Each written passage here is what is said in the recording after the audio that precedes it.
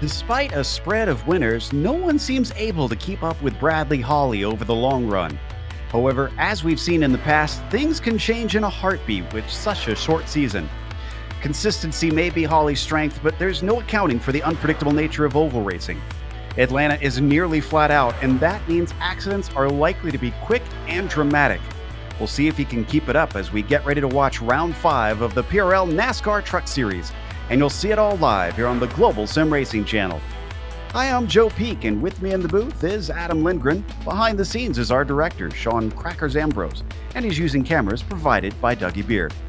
Atlanta is among the more popular venues on NASCAR's regular schedule. To get a feel for why fans and drivers keep coming back, let's head down to our track guide.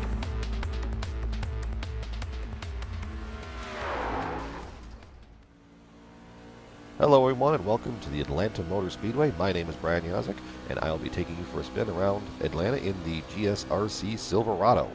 Atlanta is a fun track, very bumpy, but the drivers love it because there's plenty of room to roam around this 1.5 mile oval.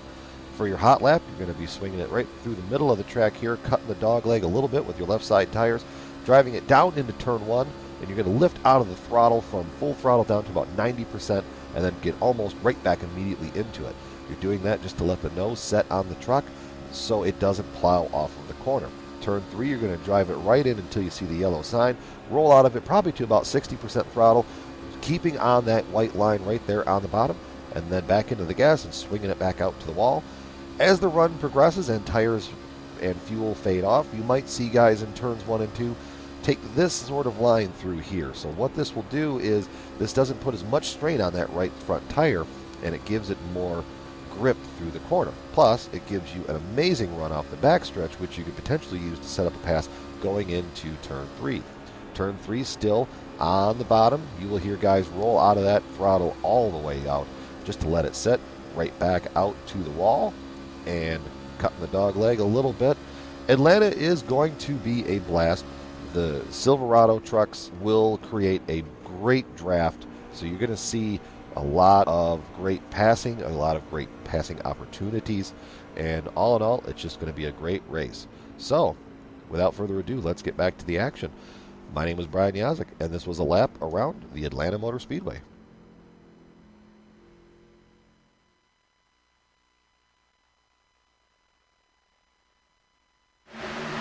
Get a sense of the speed that the drivers can carry around this high banking, which, Adam, has been something of a talking point as we were getting ready to come live here. This is going to be an exciting one, it seems. Yeah, definitely, Joe. Atlanta Motor Speedway takes us back for the first time this year to NASCAR's comfort food of 1.54 mile or 2.48 kilometer track. But this has banking in the turns of a staggering 24 degrees, so expect these truckers tonight to be nearly flat out all the way around the track, even with their reduced downforce. The bottom is the place to be tonight, and with a very stable set tonight, if a little loose through the center, we can expect them to carry speeds in excess of 175 miles per hour through the turns. But with all this pedal to the metal, qualifying and momentum off of the turns will be crucial tonight. Who has the guile and grit to stay up front? We're about to find out, Joe. I'm excited to see who is able to really keep it up front there, because Bradley Holly certainly has been able to do that pretty well. But as a reminder that we are brought to you by the Diecast Kings. Shop Diecast Kings, your home for the best selection of NHRA and NASCAR diecast cars, and you can find them at diecastkings.com. Now, taking a look at the championship, as I mentioned, Bradley Holly, with just one win in these first 4 rounds, is up at the top because, well, he's been the most consistent. Daniel Knight is trailing, and he's quick, but he's got to get a little bit better finishes throughout the season to try and challenge Bradley. Christopher Burnham and then Trevor Clement in a nice little tussle for 3rd place are followed by Rachel Hunt, who led the championship early with the win in the opening round. She's had at least a good finish to get back into the top 5. Let's also take a look at the team's championship here. Adam? Yeah, definitely. This is very, very tight up at the front with back row Bandit Racing with 259 points. Whataback Ramrod only 5 points behind. Riding Shotgun only 6 points behind the lead. So man, that top three is really tight together. Then we have the Rescue Racing Puppies and Paw Patrol. They both had good success in the first 2 rounds, but have fallen off recently with accidents. So they're a little bit further back, but don't count them out yet. They can make that gap up quite quickly. If you've never watched the PRL NASCAR Truck Series before, well, here's a quick rundown for you. The race details include that this is round 5, as we mentioned. Now, it's going to be 80 laps, but they have limited these races to only be 60 minutes long, so they can't dilly-dally too long under caution. It is a fixed setup, so drivers really don't have to mess around with trying to get the truck to their liking, but they also have no fast repair out here. You can expect a pit stop for fuel, and there is a 24 incident limit. Drivers will be disqualified if they reach that. You got to keep it clean. And during this race, if you have some sort of contact, you're likely not going to be on pace, so probably won't be around other trucks for very long if that happens. Now, on a more somber note, GSRC has unfortunately lost one of its longest and most loyal fans today. Mama Jean, mother-in-law of commentator Bill Soup Zahn, has passed away at the age of 98. A stalwart viewer and a team owner for a brief period, she was a presence enjoyed and treasured by the staff here. We extend our deepest condolences to her and her family, and our thoughts go out to Bill himself as well, who was very close to her. While all of our fans are important to us, Mama Jean was someone we'd come to love hearing from, even though most of us had never met her in person. You will be missed, Mama Jean. Right now, looking out on track, they have not yet hit qualifying. J.R. Smith is up at the top in the warm-up. That's swapped around a little bit. Houndshell and Holly have been up at the top briefly as well. And they've been practicing this pack racing around Atlanta quite a bit here in the practice, Adam. That's probably a good thing. Yeah, they're going to need to be very well versed in this pack racing because this is where they're going to be most of the night. Now, we've watched quite a few people really struggle with being on the high side of this track. The only person who seems to be able to make it work right now is Bradley Holly with his extensive oval practice and skills. And the best way that you're going to be able to pass tonight is by wedging someone out and getting them to go high. And the best way to do that is to take an inside line through the through the dog leg. But that's extremely dangerous because if that person doesn't realize you're there, they could cut across your nose and wreck both of you. So it's a risk-reward game to try and make passes tonight. The other thing that's interesting, because we actually covered a truck race in another series on Monday night, so we got a bit of a taste of this as we see Bradley Holly get a taste of the wall there in turns 3 and 4. But it was very different conditions. It was during sunset that we're watching this. This is in the middle of the day, and it's over 100 degrees Fahrenheit out on the track. It's been very, very hot. And a greasy track with these kind of speeds, I'm hoping that we don't have too many problems with drivers getting loose out there and losing control all on their own. Yeah, it's a nearly record day as far as temperatures are concerned. They have a cloudy track for qualifying. Well, not really. It's partly cloudy. It kind of comes and goes. But it's not many clouds over the track for qualifying, it looks like. So it's going to be interesting to see whether anyone waits and sees whether or not they can get a cloud to come over before they jump out for their run. Yeah, qualifying just started now. You can see they get 5 minutes to run just 2 laps around here. And it's going to take a minute before we get anybody actually getting a time in. But most of them have headed out pretty quickly, or at least a decent amount of them. I see Holden, Sumner already out there. Walker, looks like Colton Lane already warming up. Thomas Sink. Of course, the one good thing about these high temperatures, since they are on this new tire model, will that make it easier to get some temperature into them here in the qualifying? It'll definitely make it easier to get some temperature, and it'll also mean that the tires will hold pace for longer than just the first lap. So we might even see some people put in their fastest lap the second time around, like we see with the real trucks. So expect to see some very competitive times both laps.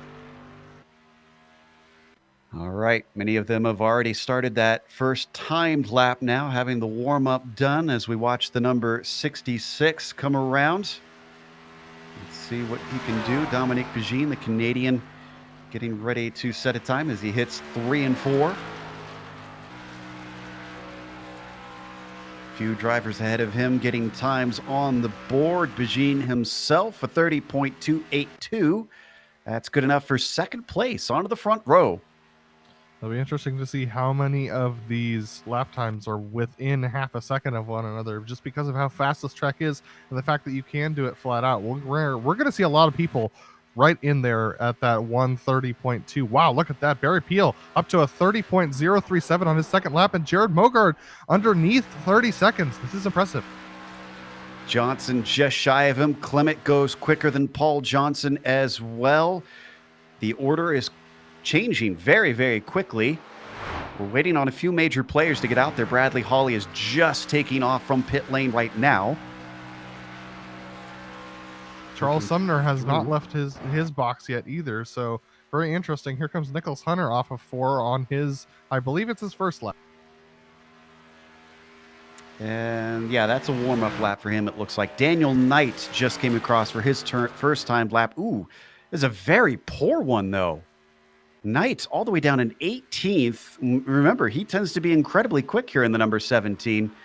So he's got to do better than that on this next time around. Well, 30.5 infers to me that he was riding around the high side of the track trying to get as much speed off the corner as he could. So he's expecting his second lap to be faster. Here comes Nicholas Hunter for his first time lap. That's going to clock in at a 30.6. So yeah, these first laps are a little slow for these guys on the second run. Much better for Knight on the second time around. That puts him into 5th place. And he's actually, wow, there is very little between 3rd and 7th position, essentially. There's 1 1,000th between Burnham and Clement, same between Clement and Knight, and then Knight, and then Knight and Johnson only have 3 1,000ths between them. So it is just hair length differences between our drivers.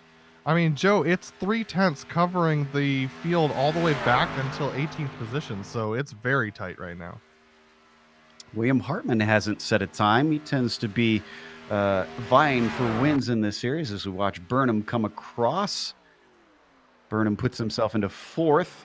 Bradley Hawley, let's see what he's got. 3rd place for him on his second lap. That's where he needs to be. He's up at the front. Joe, I'm not sure William Hartman's going to get his second lap in. Okay, good. He set a first lap that time around. I was going to say, if that was his warm-up lap coming across the line, he wasn't going to be able to set a time. But it looks like he is going to be able to get one. And here comes Christopher Burnham across the line at 29.983. That is good enough for a couple positions. J.R. Smith coming across the line with his first time lap. That's going to be problematic for him. He's not going to get his second one completed by the time they get around the line. And Rob Haynes actually manages to go to the pole. I'm watching William Hartman, and he gets a 29.937. That is the pole for William Hartman. J.R. Smith has got about 20 seconds left. He is going to be able to get this second one down. Ooh, Christopher Burnham not able to make it through. J.R. Smith's going to sneak underneath, and he's going to get a 29.959. Only good enough for 32nd place. Fourth place for J.R. Smith. So that's a good qualifying time for him. This actually bumps Bradley Hawley down to 6. Again, it's not dire, but as the qualifying now finishes, we have our grid set. Let's go through our starting order. It's William Hartman on the pole with Rob Haynes, our winner from last round, starting next to him. Austin Hunter will be and then, of course, we've got J.R. Smith starting P4. Thomas Sink, we didn't really follow him there in the qualifying, but he's in 5th place with Bradley Hawley in 6th. Jared Mogard, a nice run into 7th. Christopher Burnham slots into 8th in the end. Rachel Hunt, one of our top 5 in the points. She's 9th, and top 10 is rounded out by Trevor Clement. Daniel Knight, our second place driver in the points, is starting off P11 tonight alongside Paul Johnson in 12th. Jake Hounshell's going to start off with 13th. 14th is going to be Todd Smith. Colton Lane back in 15th position with Adam Zanke qualifying 16th alongside him. Charles Sumner is going to qualify 17th with Mike Richter 18th. And then we have Brendan Chatley and Barry Peel rounding out the top 20. Tristan Callahan will be P21 with Nick Roby to his outside. Dominic Bajin, we saw him in the qualifying. Well, only 23rd for Dominic. Usually a little bit quicker than that. John LaBaff starts 24th. Then you've got Brandon Walter on the inside of the next row in 25th. Blaine Adams in 26th. Nicholas Hunter will be starting P27 and J.R. Bash in 28th. Baron Hilton 29th and Brett Adams rounds out 30th. Adam Shane starts off 31st, unfortunately quite a ways back from where he started last race. Brian Hotham starts off 32nd, with Craig Holden starting off 34th. And you have the drivers who didn't put in times, unfortunately. Jason Hounshell, Paul Williams, Josue Telez, and Matthew Aubrey. Waiting for that Mustang pace car to lead them around the single pace lap that they'll be running. There it goes. And we go racing for 80 laps or 60 minutes, whichever comes first. Looks like we might not have Josue Telez in the session right now. So it looks like 36 starters rather, that should take the green. It's a bit of a shame since Telez has been quick in most cases. Telez has been a very competitive driver, but unfortunately not here tonight. So his teammate, Paul Williams, is going to be struggling to pick up some points for that team tonight.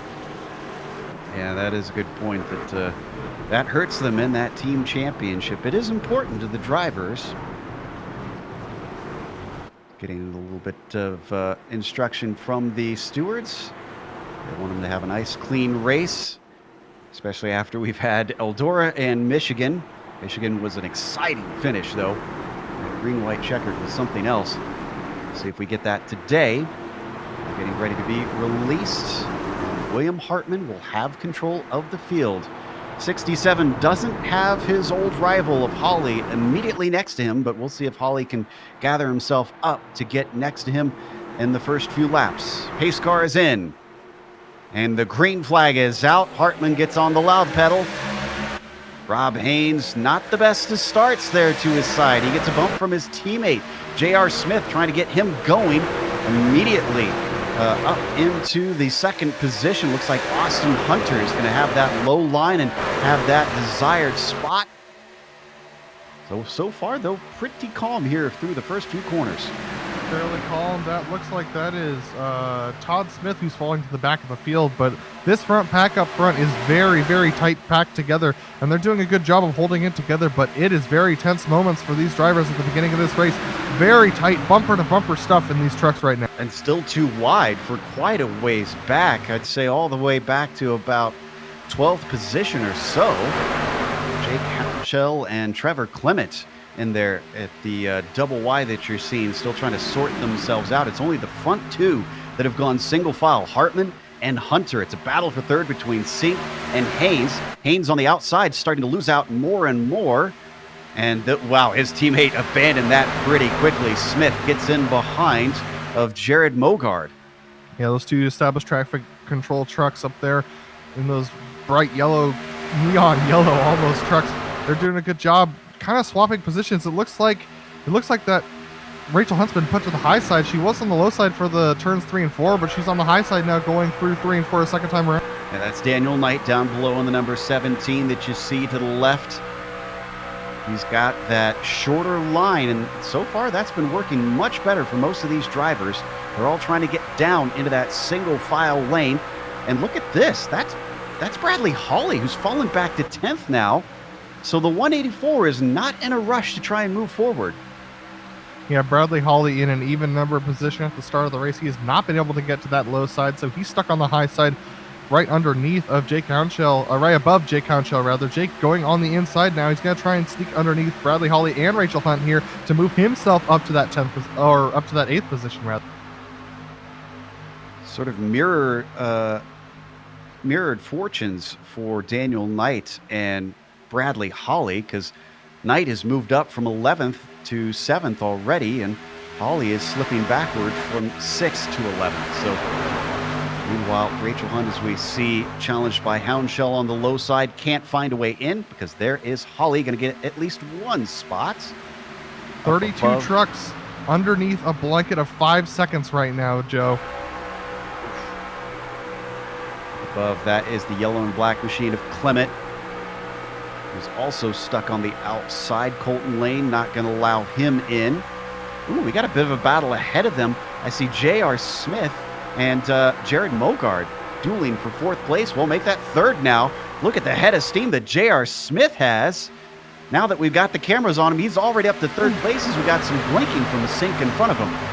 Yeah, and J.R. Smith actually clipped that inside of the of the trioval there, and that's actually really dangerous because that is actually a raised portion of grass there, so it actually can upset your truck significantly. It's impressive that J.R. Smith was able to hang on to it. Boy, Austin Hunter's losing out because now Jared Mogart is below him. He's finally got an opening if he wants to take it. Quickly, he slots into line. Once again, we go single file. Your order up at the top now is Hartman, Sink, Smith, Mogart, and Hunter for your top 5. J.R. Smith is definitely looking to move forward. He looked underneath Thomas Sink as they came into 1 and 2, trying to get to that bottom side. Thomas Sink's actually looking at possibly going on William Hartman as well, but neither of them have chosen to do so. But it looks to me like J.R. Smith is the one who wants to move forward right now. It looks like we might have an accident in the back. Oh, I think that's Baron Hilton, who's off the racing line. Oh, no. Well, he was taking avoidance. This started with Callahan and Hunter. Both of them caught the wall. This is down in 25th position or so. Yeah, Baron Hilton now down to 36, last on track, and he's definitely struggling to maintain pace. Take a look at the replay here. This comes off of turn 2 onto the backstretch where Callahan and Hunter get into one another.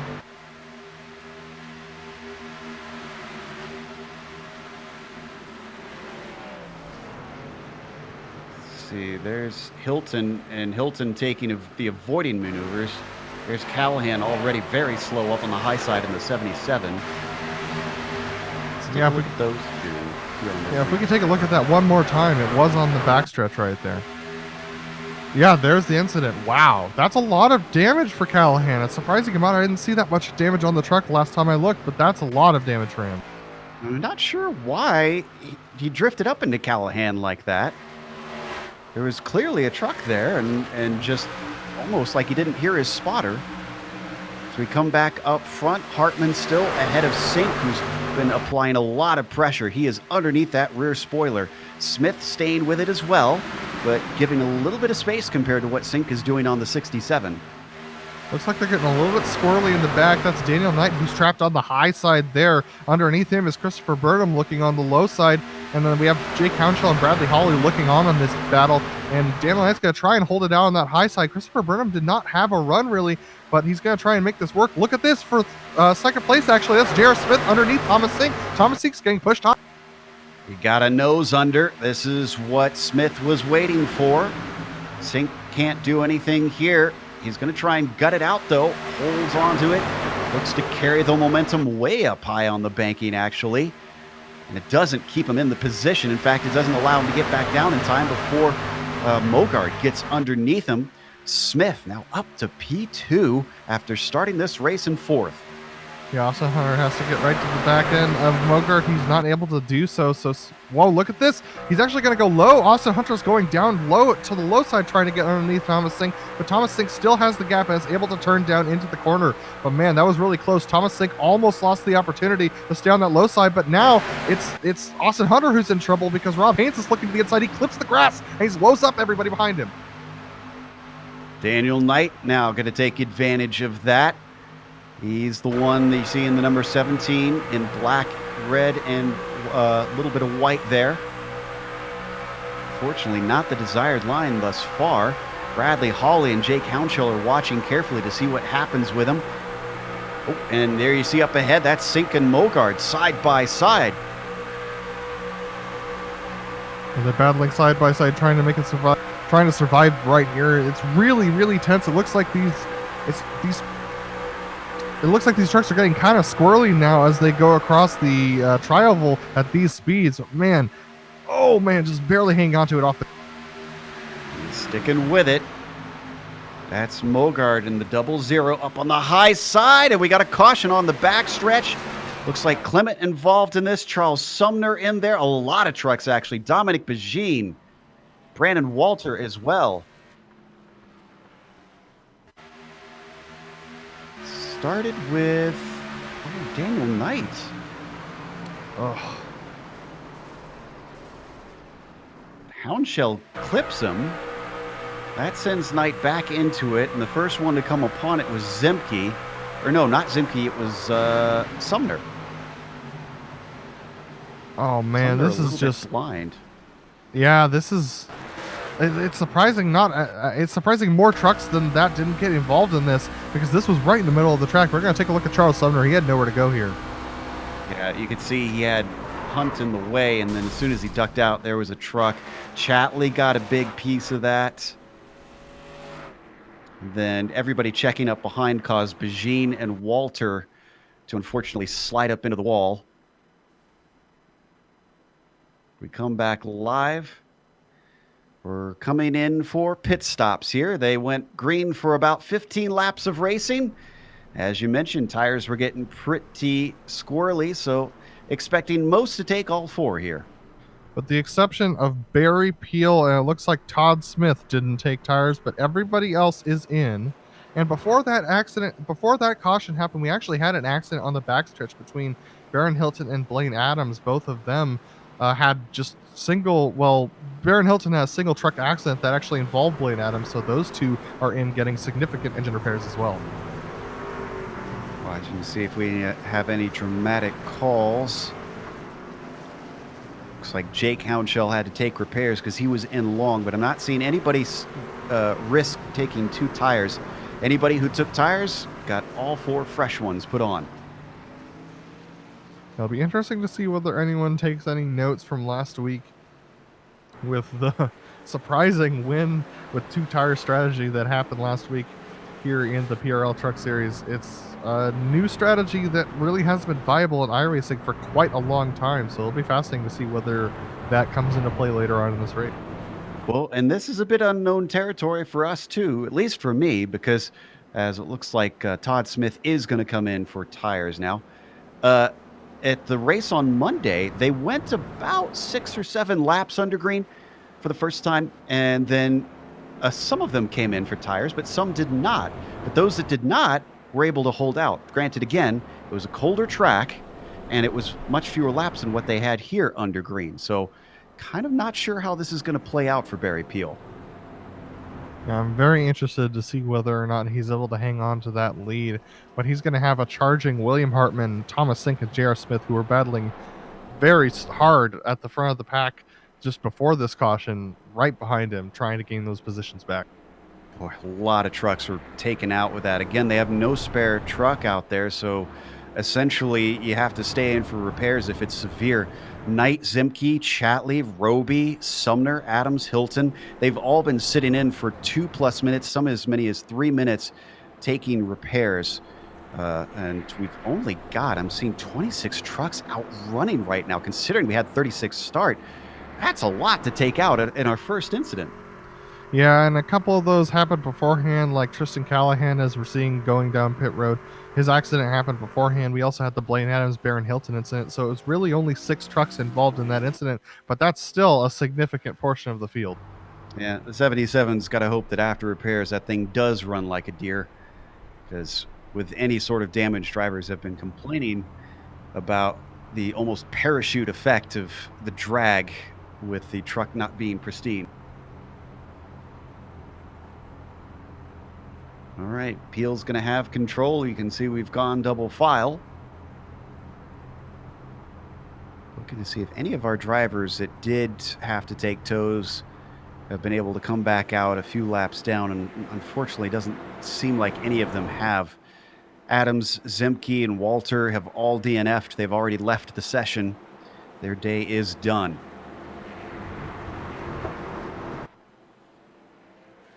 So that was a pretty good green flag run. Ooh, Barry Peel going ahead of the pace car there, trying to heat up his tires with the brakes, it seems. Got to be careful he doesn't get a black flag doing that. Yeah, it was interesting. Maybe that was a test start or something like that. I'm not sure what. Yeah, because he's on old tires, and he's going to have to get down on the throttle on a restart, and he's not exactly sure how it's going to behave. So good point. Wonder if Barry Peel is just trying to make sure he knows exactly where he can place that right foot. All right, he's going to find out soon enough, because there goes the pace car. Peel gets on it. Oh, as he actually runs into William Hartman trying to get the power down. Hartman has to lift, And now Thomas Sink is going to go by down on the low side. These old tires are already looking treacherous and slow for Barry Peel. He tries to get down to the bottom to block off J.R. Smith, but Smith actually gets into him. That's going to turn him, turning multiple trucks. They're all going to pile in, and this is going to be disastrous. This is the big one. There are so many trucks involved in this. Still more coming in and making contact. Even more trucks getting damaged now. Bradley Hawley's in it. William Hartman's in it. This is the entire field, Joe. Wow. Well, that did not turn out very well. Okay, we need once we take a look at this replay, we need to go on board with Rachel Hunt because she made it through. Did she actually? I thought maybe she had a little contact. We'll see here in a moment. I'm pretty sure Jason Hounshell also managed to get cleanly through. We'll watch Hunt first. Oh no, JR Jason just got underneath Barry Peel, and Barry was just too slow through the corner. He didn't expect it. J.R. Smith didn't expect him to go that slow through the corner. Just stayed on his rear bumper. So we're gonna take a look on board with Rachel Hunt. This thing gets intense. Man, this is timed perfectly from Hunt. She had the slightest of contact here at the very end. Otherwise, just beautiful. Oh my gosh. I mean that's one of those moments where you lock down the brakes and you just pray. And you know, in order to win races, you got to have some luck on your side, and that was amazing. Well, that's going to bump her up to 6th with that move. Oh, the C's just part at first, and then they come back together, and they part again. What a great job from the 16. As we come back live, we got more pit stops already, but how many of those are due to damage? Joe, it's half the field. It's more than half the field. All right. Well, maybe we should read out who stayed out instead. Sink is staying out, stays in 1st. Hunt moves up to 2nd by staying out. LaBaff to 3rd. J.R. Bash up to 4th. Bash started this thing in 28th. That's, wow. He certainly took advantage of that. Brian Hotham is up to 6th. He stayed out. So did Richter. Jake Hounshell. Dominic Begine returns. Joe, I'm sorry, but there are only 11 trucks that did not take damage in that wreck. Okay, we're going to take a break to try and unravel this one, as we got a little bit before we go back to green, but it's certainly a costly incident for our second caution here for round 5 of the PRL GTE NASCAR Truck Series.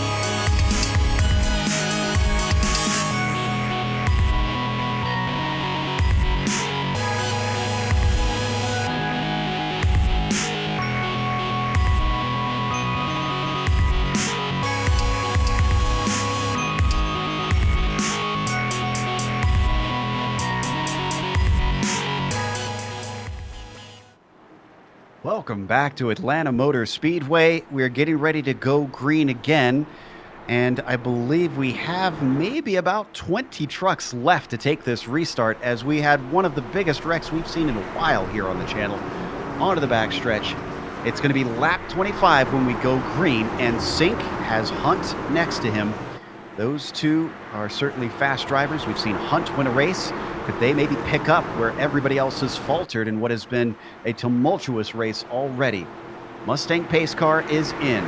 Sink is waiting. Green flag is out. He gets on it. Hunt's already trying to get down to the low line. Sink is the one we've seen have some connection issues, though. As he starts to pull away, he'll want to get away from everybody with his blinking. Behind them, looks like LeBaff is down into line. Bash as well in fourth. Richter in P5. This is a lot smoother than last time. All right, all these drivers need to realize, if I just survive the rest of this race, I'm going to make some major points up on the rest of the field, because most of the big runners are out. So all they need to do is make it to the end at this point. So they don't need to push very hard to do anything crazy. All they need to do is finish. So I'm really hoping they keep that in mind. Once this settles down here on this restart, we'll try and give you an update of some of our championship runners and where they sit. At the front, though, Sink is pulling away very quickly, looking strong. Hunt, though holding down second, is not nearly as quick. It's about half a second behind from first to P2. A battle back there for what looks like 7th place between Houndshell and Hotham. Yeah, Brian Hotham is trying to make it work on that low side, whereas Houndshell's got a little bit more speed in that truck on the high side. And then they've got the sandwich Paul Williams ahead of them with J.R. Smith and Todd Smith side by side behind them as well. And this really, there aren't many more trucks behind them that are on the lead lap. So quite a few damaged trucks racing in this lead pack now. Yeah, you can see that is both Smiths, Todd Smith and J.R. Smith, trying to sort out what is 10th place. Still nobody willing to give way in this little pack of 5 that you can see. Finally get a little bit of momentum down on the low side for Brian Hotham. He might maybe settle out 7th place. He doesn't dare drift up yet because with just barely a nose in, Houndshell prevents him from getting to the natural racing line. That's going to allow him to come back into it on the entry to 3, but it starts to slip back once again.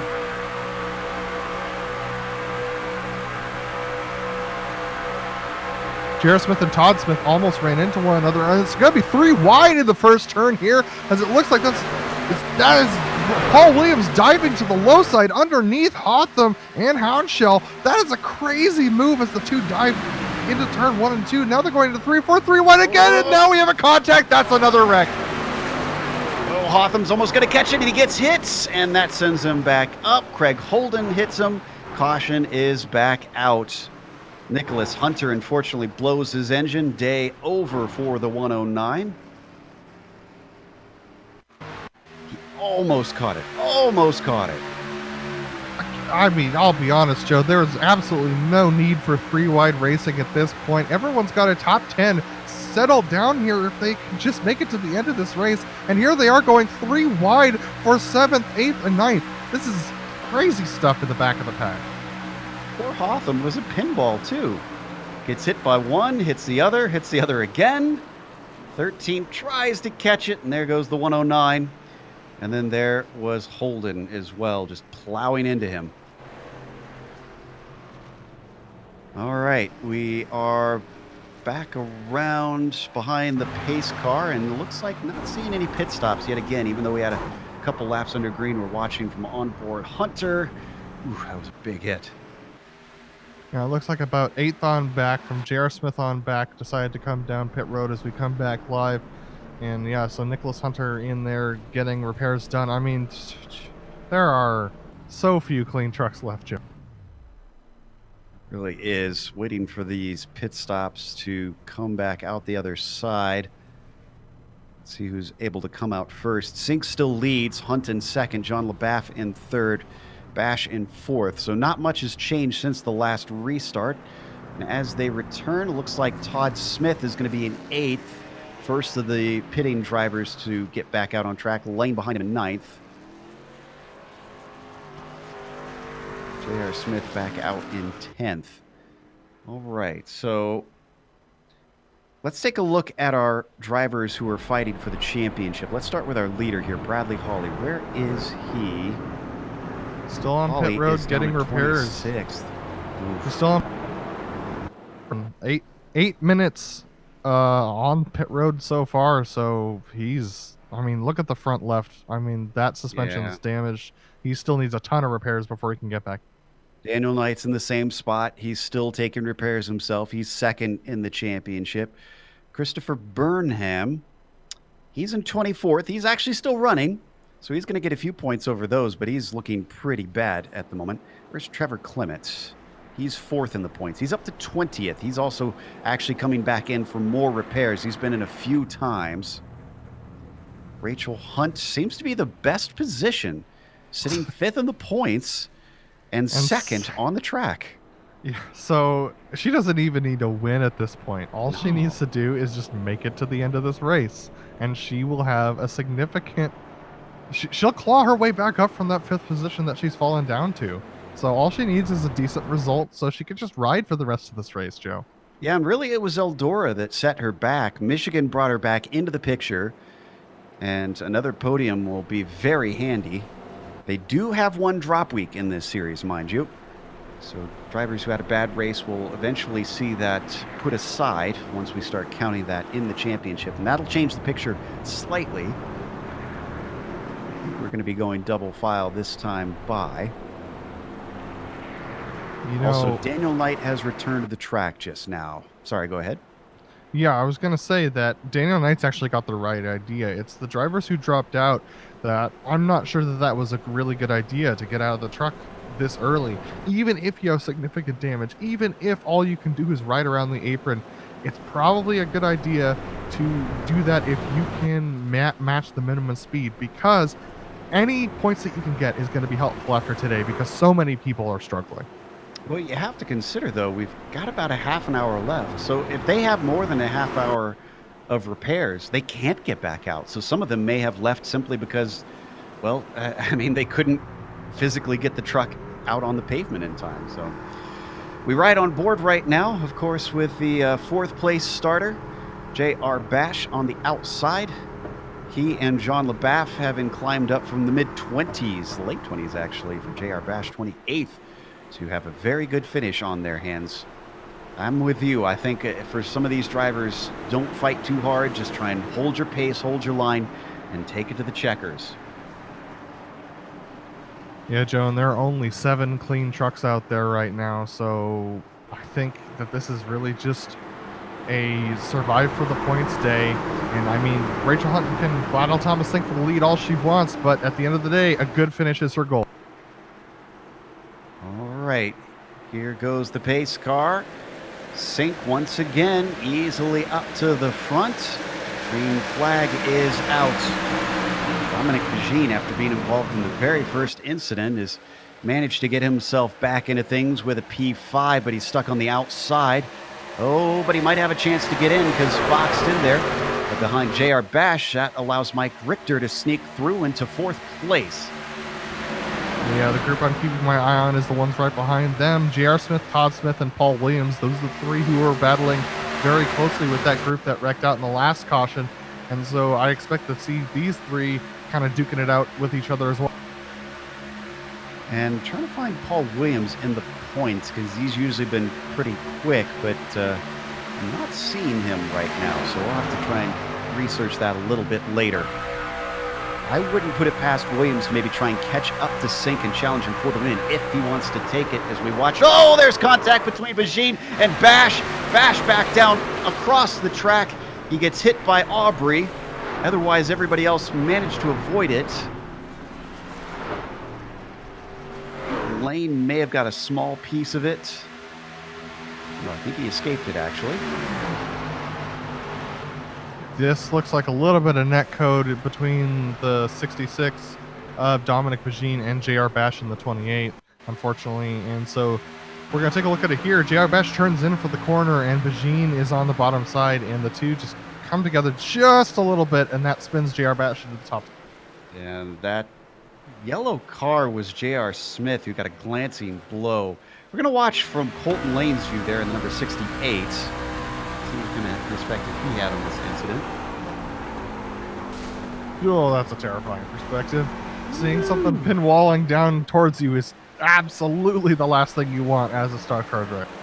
Did a great job keeping out of it. Didn't get touched, but it was tight. That gifted him ninth place. Williams comes in, though. Wonder if some of these drivers starting to think fuel here. Fuel, tires, I mean, any advantage you can get. There aren't that many strong trucks out there. So, I mean, these drivers have run 20 laps. Granted, most of them have been under caution on these tires. So Paul Williams might have an idea that he might be able to gain some time by having fresh tires on this restart. Yeah, certainly will help. As you mentioned, so few are on the lead lap. There's not many that you got to try and weave your way through. Looking to see who else is going to try and get back into this thing. Or also on the opposite end, who is Daniel Knight going to be able to get some positions from? Since he's in second place, he's hoping to try and overtake Holly here by really gapping him as much as possible. Holly having... oh, no, Holly is back out, actually. Holly's back out in 27th. Yeah, he's managed to get back out there, back in 27th position. And both him and Daniel Knight have a significant amount of time to try and make it back up there. We're only on lap 22 of this race to 80 laps. So, well, no, that's Bradley Holly, who's on lap 22, rather. Thomas Sink is on lap 37, but still, we're only just approaching halfway. There is a lot of time for them to make up positions.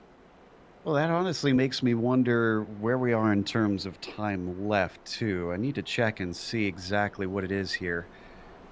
I'm seeing a predicted 52 minutes if they go green, if they went green this time by. So about 54 minutes, providing we don't have another caution. 29 minutes are left on the clock right now. They just ducked under the 30-minute mark. So literally just past halfway. And we're not halfway on laps. So they've got to hustle at this point, not do the same thing all over again with these cautions. They did get one decent long run in there. Well, actually, I should say two decent long runs. They had one at the very start, and then they got one in there between some of these cautions that we've had. Since then, though, it's been a little bit sloppy.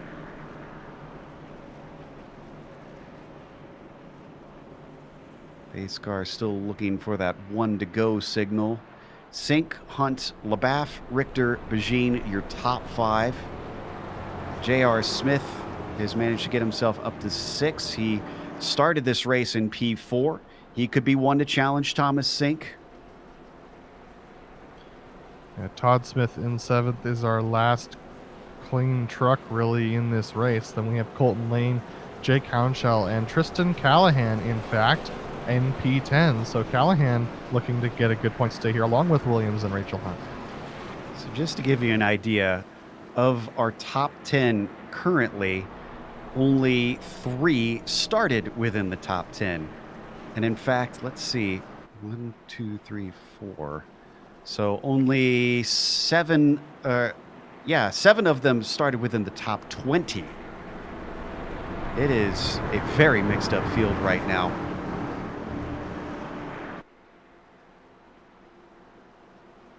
Getting information about Williams here. Adam, looks like you've managed to pull up the stats. Yeah, Williams is currently 39th in points after his did not start at Eldora and a bad week last week. So he still has time to claw his way forward, especially with an off race like this for a lot of our points leaders. But he's going to have to finish up there in the top 5 consistently for the rest of this race in order for this to work for him as far as getting points back. So he's got to climb his way forward to get his average better. Yeah, so he's just here for wins from now on out. Green flag is out as Sink once again gets it going. Drivers trying to get this speed up, and that was a big shove from J.R. Smith into Mike Richter. Thankfully, no spin from them. Still side by side trying to sort out 3rd, 4th, 5th, and 6th. On the low line, John LaBaff has the advantage. I think he should be able to gap Richter here soon, the way he is pulling ahead. Yeah, we have a battle for that fourth and fifth place there, with John LaBeouf on the bottom side. Mike Richter, wow, look at how tight they are on that high side. He's really doing a good job just hanging on to those trucks up there. They're looking very squirrely here on this restart with this many laps on the tire. Bajin is staying down below him. Bajin was one of the drivers that caused one of the most recent cautions here, getting into Bash. This time he pulls out of it, and Smith manages to move up into the top 5. Smith is looking strong as well, as he's already getting underneath Mike Richter. Yeah, underneath Mike Richter right now, looking on the low side. Looks like those two are giving each other just enough space to try and make it through here. So here he goes on underneath Richter. He's going to clear that pass by the time they get off of turns 1 and 2. And behind them, that's Jake Hounshell and Jake Hounshell and Todd Smith side by side, as Todd Smith has some rear end damage that's preventing him from going forward. We look back from Richter's perspective. Bajin loses out as well to Williams. Smith now up to P6. Bajin just not looking that strong. That tail of the truck, that tailgate is just all banged up and in horrible shape. His straight line speed suffering.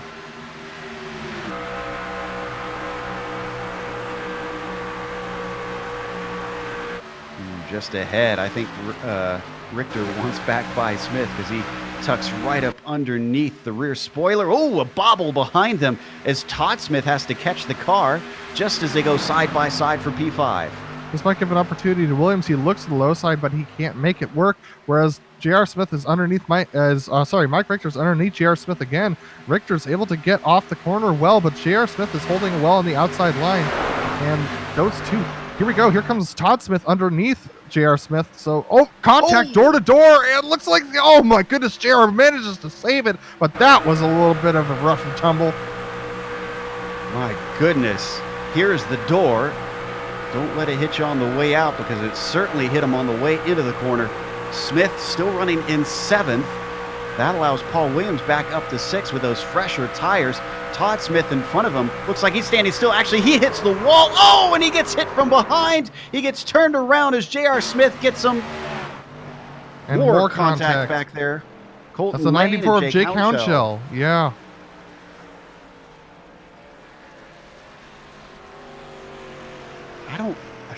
I'm not exactly sure what happened to Todd, though, there. Because he just suddenly was in the wall.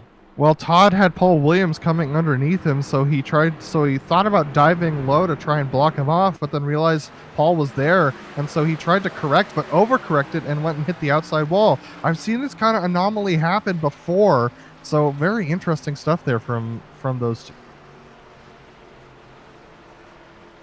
JR had some time to react, but maybe he just did not expect the truck to be going so slow in front of him. Whatever the case, he really got into him.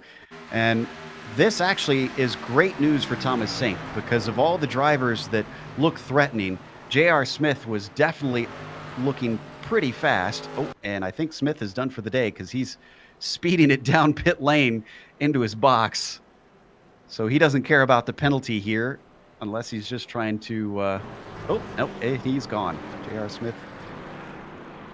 Did he just take a tow? No, now he's gone. Okay. Quite a few drivers unhappy after today, and I don't blame them. It's been really tough. A lot of bad luck from a lot of drivers and a lot of questionable driving from others. This just leads to some hurt feelings at the end of the day. How many do we have left on the lead lap at this point? It looks like 12, but we've got a number of them excuse me, in pit lane trying to get repairs done. I'm not sure if some of them will be able to get back out in time. Colton Lane is one of them.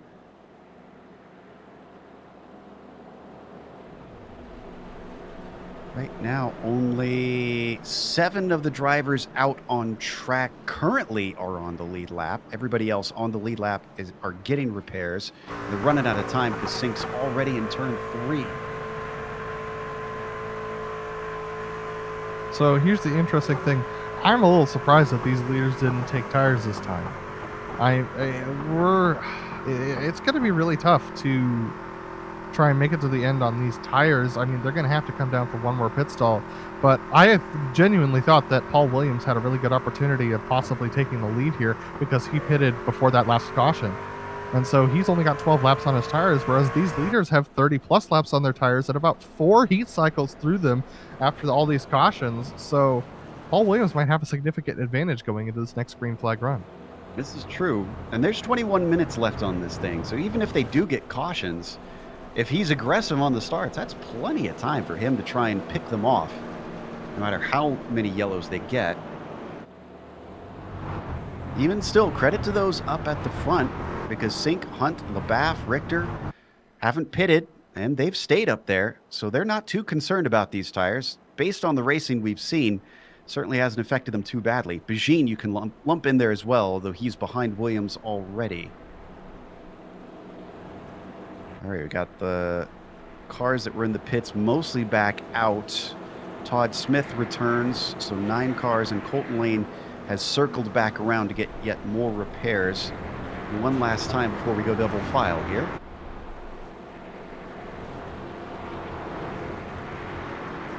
We've had some drivers that are desperate to get back out.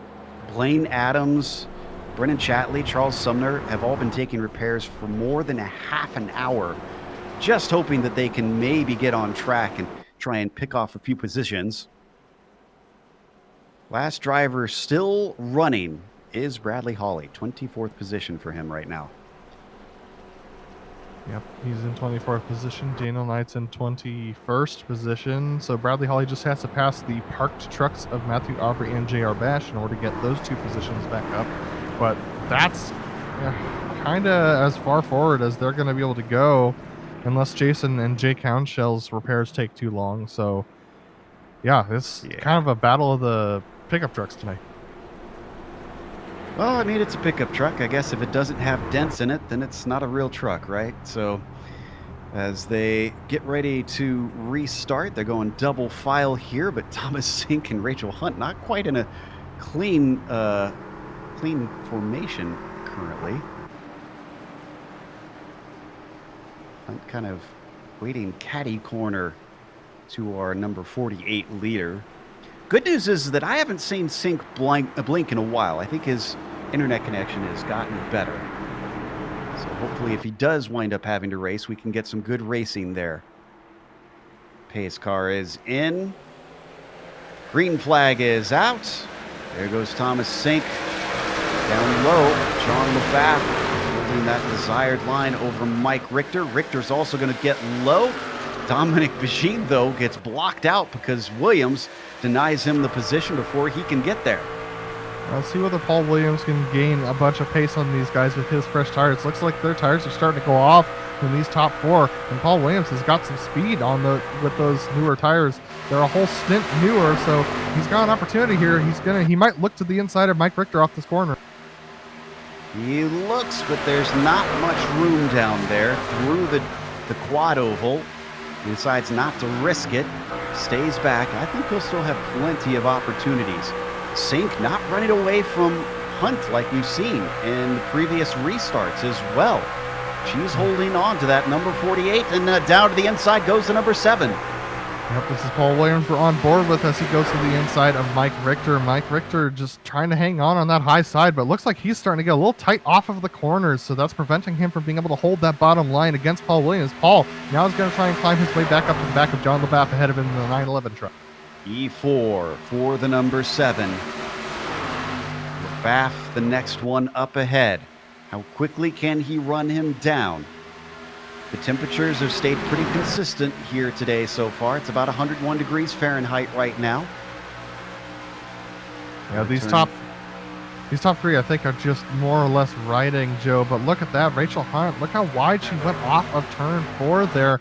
That's just showing how much the tire was starting to affect her, that she's trying to take the path of least resistance right now and make sure that she's able to maintain speed off the corners. She's drifting a little high for sure off of these corners. Well, she manages to, if all of them manage to go green the whole way, tire management could be pretty important. They're going to be fairly old by the time they get to the checkered flag, that top group. Williams hasn't really run down 4th place quite yet. Rachel Hunt realizing John LaBaffe was close behind, and she took the exit off of 4 pretty low that time, trying to make sure John LaBaffe wasn't able to get to the inside. She's doing the same thing here, just measuring John LaBaffe and making sure that he's unable to get a run to her inside, because if she gets put on the high side, she's going behind. Going to be very tight on whether or not they can get to the end if they don't have any more cautions. So they do need to keep it clean here if they want to reach a full 80-lap race. A little bit uneventful now here for our top 5. Looking down through to see if anybody else is really able to try and gain some positions. It looks like everybody's multiple laps apart from one another for the most part in the back of the pack. So those drivers hopefully won't cause cautions, because there's not really much point in fighting hard for them.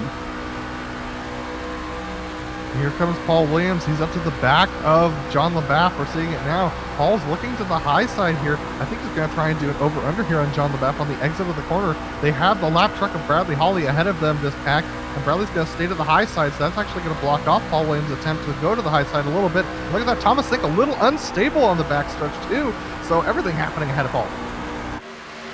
No attempt from Williams. They're very much dropping Mike Richter now. It's almost a full second between themselves and the number 51.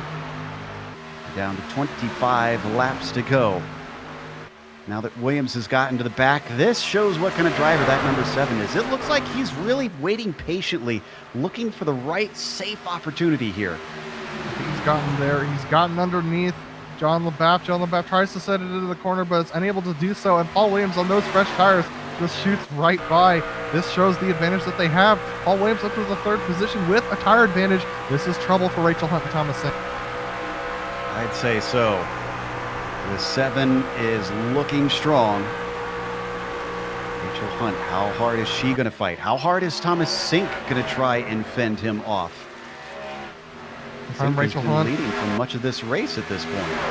Yeah, if I'm Rachel Hunt, I don't fight at all, actually. I let Paul Williams go because I have a really good point stay on my hand, and I don't want anything to jeopardize that. But if I'm Thomas Sink, I battle him out tooth and nail because I'm leading this race. A win is such a big boost to both morale and to your points, and just makes you feel good as a driver. So I would definitely fight if I was Thomas. That was Baron Hilton in the 0-2 that we saw getting out of their way. Very similar situation to Richter we're seeing with LaBaffe. He falls back as soon as he's passed, and the 7 is down below Rachel Hunt. So Paul Williams now up to P2, as long as he can seal the deal, and it's done. Yeah, Rachel not putting up much of a fight there, just making sure she was able to slip behind Paul. Oh my gosh, that was a huge accident that happened. Almost collected Rachel Hunt. Woo. Guardian Angels were on that car. That was Brian Hotham. No caution as he plowed into the outside wall in the quad oval and had inches to spare before clearing the 16. I can't explain it. I think he just, oh my gosh, that was so close to the back of Rachel Hunt's truck.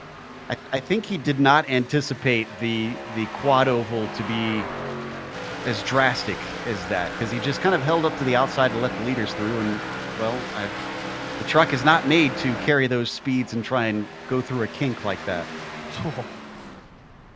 That was really close to John LaBaffe as well. Man, those two trucks. But we have to go back live, I believe, because we have a pass for the lead going on. Paul Williams has made his way past Thomas Sink. He has indeed. He's already got it done. Our new leader for the first time since very early in the race is the number 7 of Paul Williams now. Let's get a replay on that pass. Happened into turn 3 like he's been doing for the past 10 laps here. Just sets him up and picks him off. I mean, it's probably the easiest thing that you can do for sure. I mean, especially with the new tires that he has. We're still looking live here as Paul Williams exits the corner, so we're going to hit the replay now. That looks like we won't be able to pull the replay up, unfortunately. Sink sticks with it. Sink's going to try and challenge him. Hunt fell off. In fact, Hunt and LaBaffe are now trying to sort out 3rd place. And Richter's joining them. So it's a battle for the bottom step of the podium. See how... Well, it's one thing to not fight a charging Williams. It's another thing. I wonder how much Hunt, LaBaffe, and Richter will try and squabble amongst each other to try and get one more position up. Here comes Mike Richter underneath John LaBeouf, and he's got a really good run. Quite impressive off the corner. He's got such a good run, he might even be able to get underneath Rachel Hunt here as she goes to the high side as well. So Richter, here he goes. He doesn't even have fresh tires. Maybe he was saving something. Maybe he was keeping them clean. Currently, he looks like a rocket ship. So Hunt down to 4th, LaBeouf down to P5, Richter into 3rd. Going to be 16 laps to go at the line here.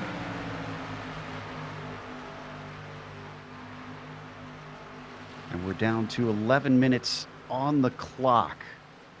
These truckers are starting to lift significantly off the corners now. They have 49 laps on their tires. Now, granted, not all of them were at speed, but they do have 4 heat cycles through them as well. So these tires are starting to get quite tired on these truckers back here. But Paul Williams, as we're on board with him, that he only has 30 lap old tires, and most of those have been green flag running in 1 heat cycle. So he's got a significant tire advantage of about 20 laps over the rest of the field. Yeah, and he's already left Thomas Sink behind 0.7 of a second now from P1 to P2. Sink, though, probably sitting pretty because Richter is about 1.1 seconds back. Let's check in on those championship contenders once again, starting with our points leader, Bradley Hawley, up to 19th place. And I think, yeah, he's going to get Brian Hotham here soon, so he'll be up to 18th. That'll only be 1 position down from Daniel Knight. Not quite the inroads I think Knight would have wanted. Knight still sitting in P17. Christopher Burnham is only a little ways up from them, too. The 3rd place driver in points coming into this race is P14 right now out there on track. Trevor Clement, trying to find him. Trevor Clement, I believe he is P13, just ahead of Burnham. So he's in a similar situation as Burnham, trying to just get around and get laps. Look at how damaged that truck is. As for some of the others, J.R. Smith is retired. I believe Rob Haynes retired. Did he not? Yes, he's gone. Man, this is a lot of top drivers. This is going to be an incredible day for Rachel Hunt, who you see just ahead on screen.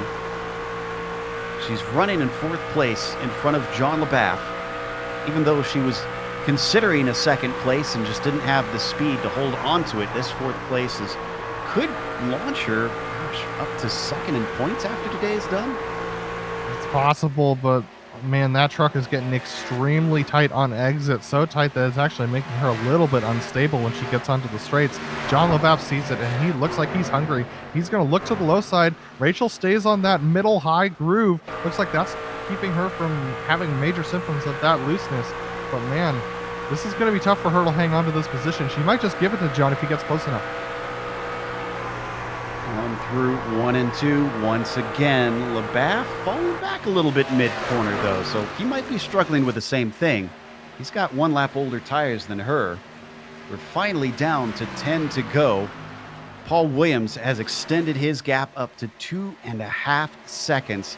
That call for tires was a masterstroke.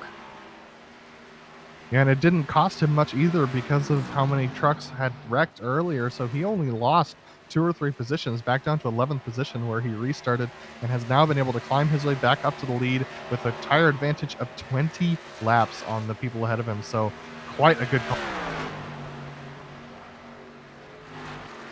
Just cycling around at this point, trying to wrap it up. We had a lot of cautions through much of this race, but this last stint has been running cleanly. Oh, and Richter's in the pits. Did he not have enough fuel? Well, if that's the case, then Thomas Sink, Rachel Hunt, John LaBeouf, they all have to start worrying as well.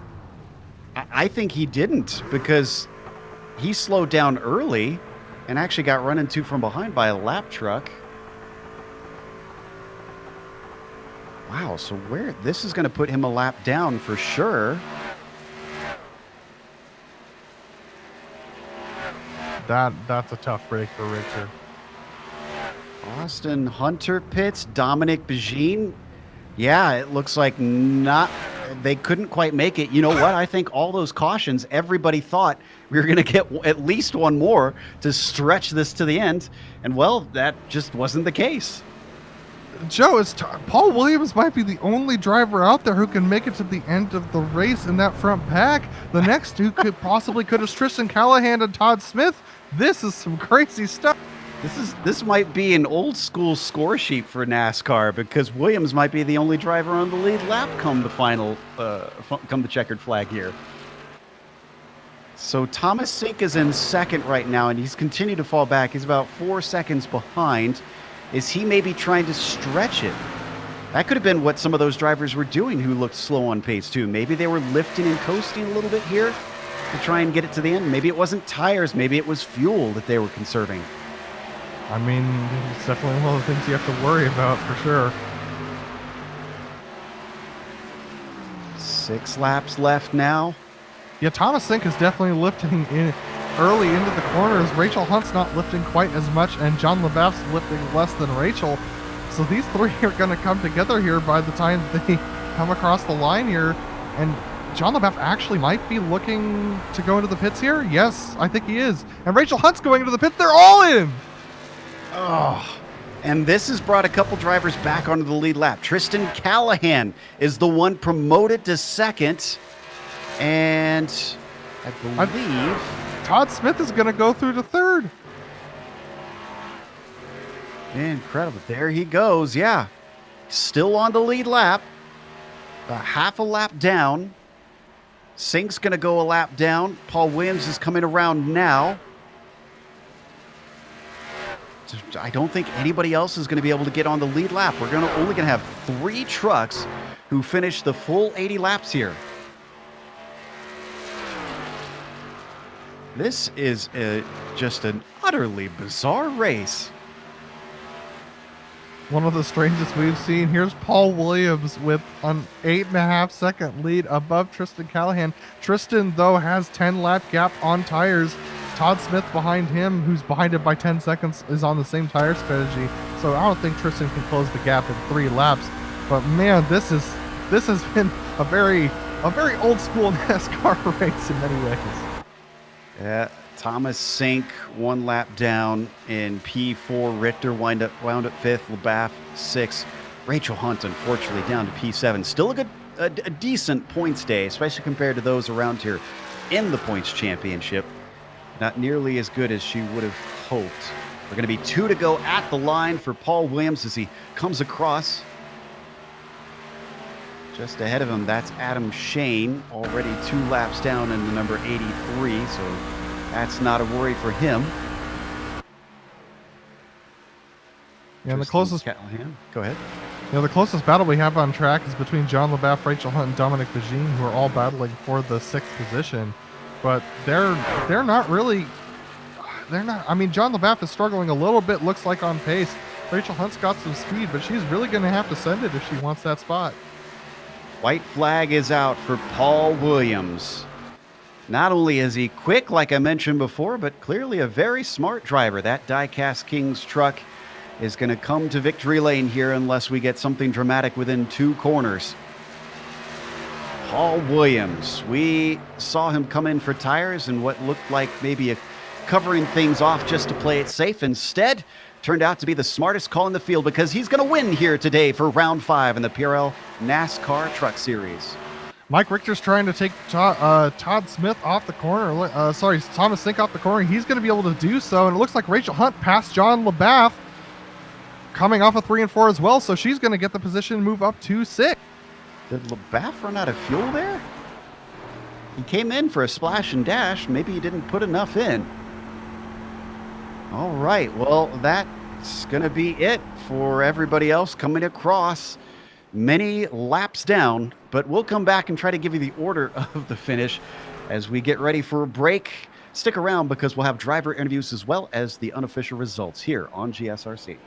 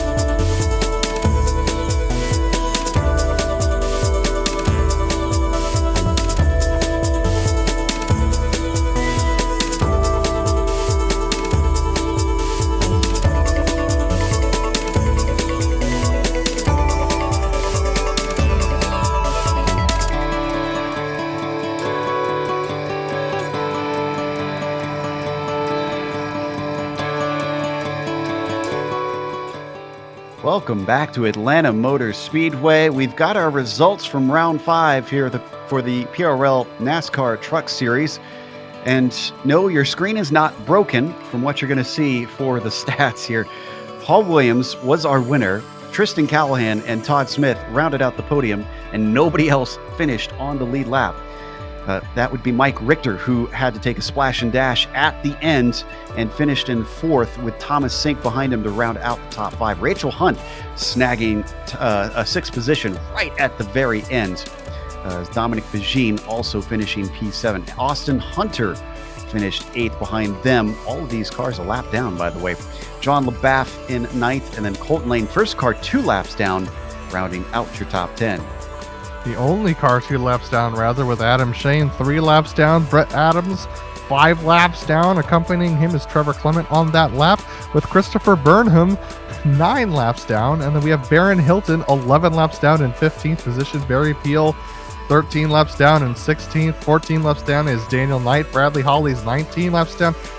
Brian Hotham's 31 laps down. And rounding out your top 20 is Jake Townshell, 34 laps down, and he wasn't even running by the time we finished that race.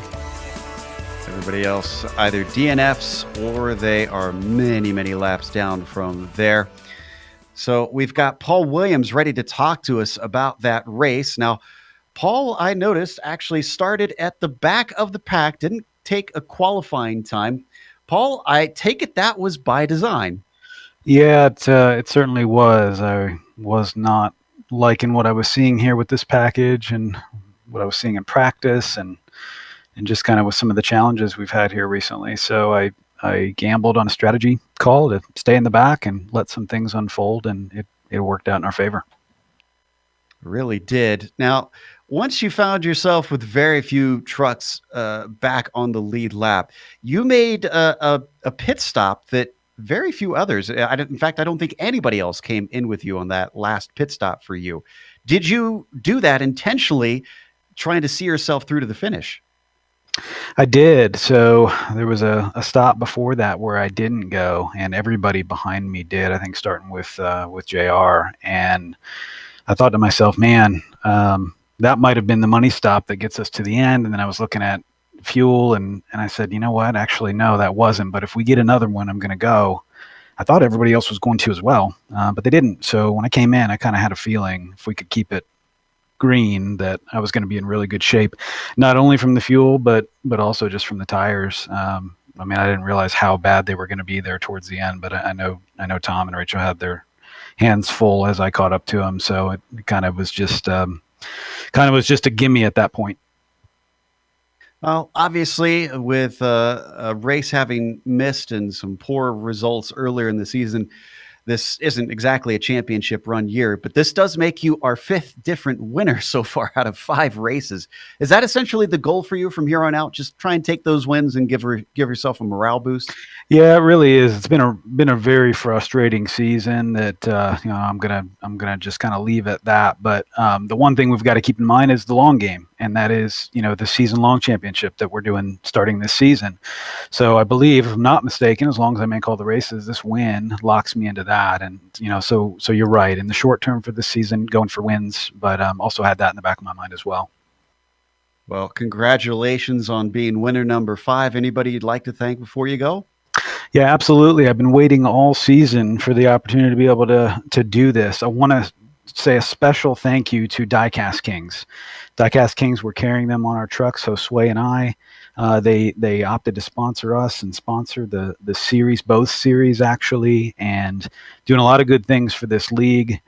So a special thank you to Hope and CJ over at Diecast Kings. Those of you that are into diecast collecting, or you think they might be good gifts for friends or family, please check out diecastkings.com. Also like them on Facebook. They do a lot of cool things on there, raffles and giveaways and things of that nature. And it is your home for NHRA, NASCAR. And by the way, Joe, you guys' suggestion, IndyCar diecast now. So they picked that up because of your suggestion. I need to go look at this now. Mm-hmm. All right. Well, thank you very much. That was Paul Williams. I guess our voices are heard sometimes. We've got next up, I believe we're talking to Thomas Sink with a top 5. Adam has caught up with him. Yeah, Thomas Sink, a good finish today, but coming up a little bit short both on fuel and on positions. How close was it there? Would you have been able to make it to the end if you stayed out and saved? We were saving pretty heavily, and no, I wasn't going to make it. I was, I think, just shy of a lap from making it. Yeah, so it was some pretty interesting racing out there and some pretty tough battling throughout the race. What are your thoughts coming out of this race today? Just disappointing. I think the word would be. I think we can put on a better show than what we have. Their last, I don't know, halfway or something like that was basically single file running, and it was just a field mileage race. I was running about half throttle. Just wish the racing was a little bit better.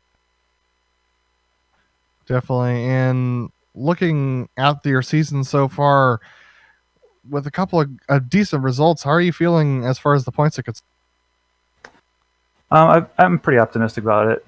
I know that if I can at least qualify and stay in the top 10, I'll be fine. It's like we were having discussion, I think, last Saturday. It's when you get in the back, it's so unpredictable what they're going to do. You really kind of put your race in your hands by getting taken out by someone else's mistake. Well, next week we go to a very different track, Dover. What are your thoughts heading into that race? Are you looking forward to it? Yeah, I think I did a little testing. It was a tight setup for sure. I've won there in the past. I think it should be a solid race for everyone to watch. Well, Thomas, anyone you want to thank before we let you go today? Yep, Stars and Stripes Realty for sponsoring the truck.